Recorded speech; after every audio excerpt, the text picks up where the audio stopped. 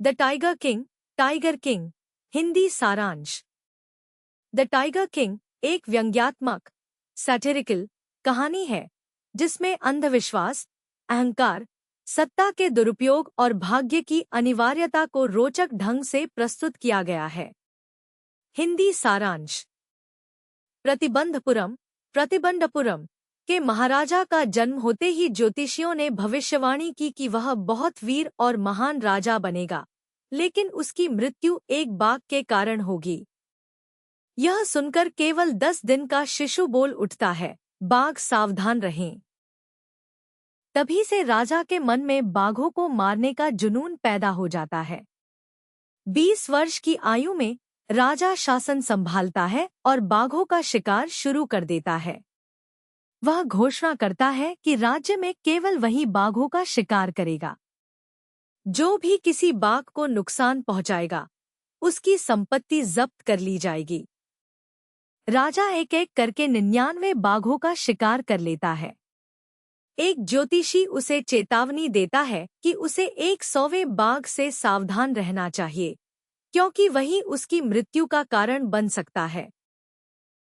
इसी बीच एक अंग्रेज अधिकारी बाघ का शिकार करना चाहता है, लेकिन राजा उसे अनुमति नहीं देता। अपनी रियासत बचाने के लिए राजा अधिकारी की पत्नी को महंगे हीरे की अंगूठियां उपहार में भेज देता है, जिससे उसे लगभग 3 लाख रुपए का नुकसान होता है, लेकिन उसका राज्य बच जाता है। कुछ समय बाद राज्य में बाघ समाप्त हो जाते हैं। इसलिए राजा ऐसे राज्य की राजकुमारी से विवाह करता है जहां बहुत अधिक बाघ हों। वहां जाकर भी वह बाघों का शिकार करता है और 99 बाघों की संख्या पूरी कर लेता है।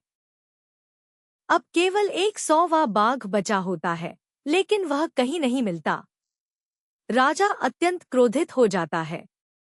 उसके डर से दीवान, मंत्री मद्रास के चिड़ियाघर से एक बूढ़ा बाघ लाकर जंगल में छोड़ देता है।